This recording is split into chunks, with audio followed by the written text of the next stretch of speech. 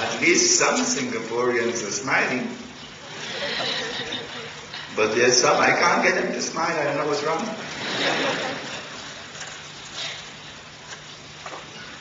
And then the beast spoke, and the beast said, I am Dajjal. No, sorry. I am Jassas. Jassas means spy. Spy. So you get a good job in the internet now. I'm spy. So this is an island which has a PhD in spying, and espionage, and intelligence work, you know, James Bond kind of stuff. And then Jassas said to Tamim ud-Dari, there is someone waiting to see you out there, pointing to a monastery. So Christian island. When they went to the monastery, they met this young man, powerfully built, with curly hair. But he was in chains. His hands are chained to his neck, and his feet are chained together.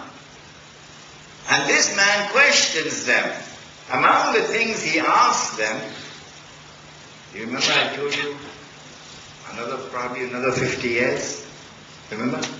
This hadith helps us to understand. He says, is there any water left in the Sea of Galilee? The Sea of Galilee in the Holy Land is the biggest source of drinking water for the entire area. So they said, yes, plenty of water. He said, I don't think it's going to last for long. Strange. Because tomorrow at Darul Come at 5 o'clock, we find a hadith of Sahih Muslim that when Gog and Magog are released, the first of them will pass by the Sea of Galilee and start to drink the water. And by the time the last of them pass, they'll say there used to be water here. When the last of them pass will be a time when the Son of Mary comes back. Guess how much water there is in the Sea of Galilee now. I'll give you the answer tomorrow. Inshallah. So he asked, is there any water left in the Sea of Galilee? They said, yes, plenty. He said, I don't think it's going to last for long. Then he says, I am Dajjal. And when I'm released, I'm going to enter every town and every city, but he didn't mention Kampung.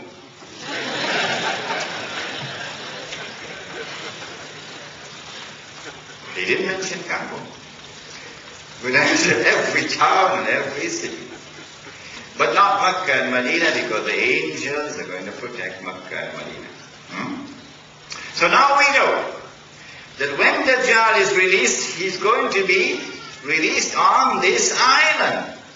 And it is from this island that he has to launch his mission in a day which is like a year. And nobody knows how long is a day which is like a year. And from this island he has to launch his mission to impersonate the Messiah. And therefore to liberate the Holy Land, to bring the Jews back to the Holy Land, to restore a state of Israel in the Holy Land, etc. Which island is it? Which island is it? Do I have the right to ask that question? Absolutely. Now this is my answer. And my name is Imran Hussain. So you can differ with me. But if you differ with me, you're not allowed to leave the hall. Now, you will have to tell me which is the right answer, if my answer is the wrong answer. And you'll also have to give me the evidence which supports you. My answer. In 1917, it is the island of Britain, which having become the ruling state in the world, ruling the world with military power and ruling the money of the world through the Bank of England, because they got us, meanwhile the scholars of Islam were eating halwa.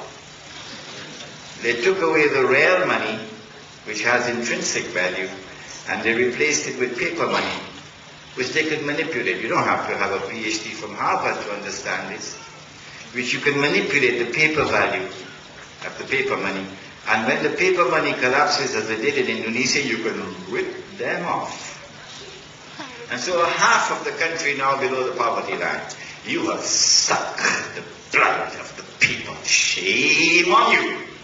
This is what happens when paper money replaces real money. So Britain now rules the world in terms of military power. Britain controls the money of the world through the Bank of England, because now you're using paper money.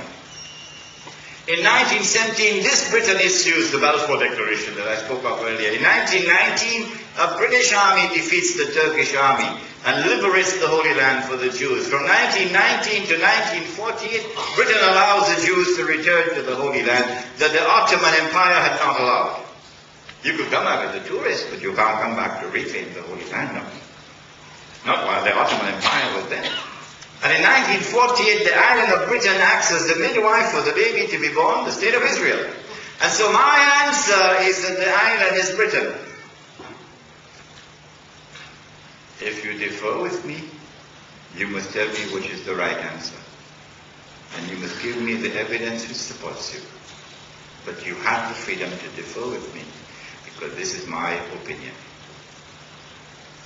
And so I answer and declare that when the false Messiah is in a day which is like a year, it is from Britain that he attacks. Britain is the headquarters of Dajjal. But one day, Britain is no longer the ruling state in the world.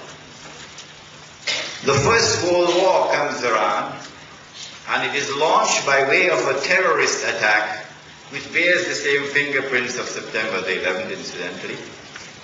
And this terrorist attack launches the First World War. And Britain is forced into the war by those who planned the attack. And within 2 years of the launching of the First World War, Britain is about to surrender. Germany has encircled Britain with her submarines. Britain is no longer the ruling state in the world. And then, in a chapter of history which is still to be written, but we know what happened, Britain is offered a deal. A deal. If you will promise us the Holy Land, we will bring the United States into the war. So the Zionist movement succeeds in getting the Balfour Declaration. The United States enters into the war, and the tide of the war turns, and Germany is defeated. But the United States is now the new ruling state in the world. Not only does the United States of America have their military power, but also rules the money of the world. Because the sterling pound is now replaced by the US dollar. The Bank of England is now replaced by the World Bank and the IMF. And London is no longer the financial capital of the world, it is now Washington. If there was any doubt concerning the United States as a new ruling state in the world, look at the Second World War. It is an American general, a man named Dwight Eisenhower, who is the commander-in-chief of the armed forces, the Allied forces, etc. I don't want to take your time too much because I believe you all are in agreement with me. The United States has taken over from Britain as a new ruling state in the world.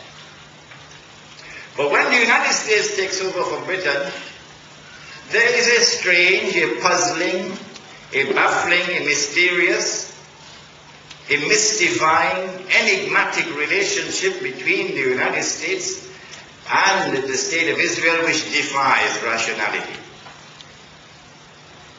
The United States supports Israel, right or wrong. The United States provides massive financial aid, economic aid, military aid, transfer of military technology, and so on and so on and so on. And so the baby grows up into a very strong, powerful man now. Israel is now a nuclear power and a thermonuclear power on par with the nuclear powers of the world.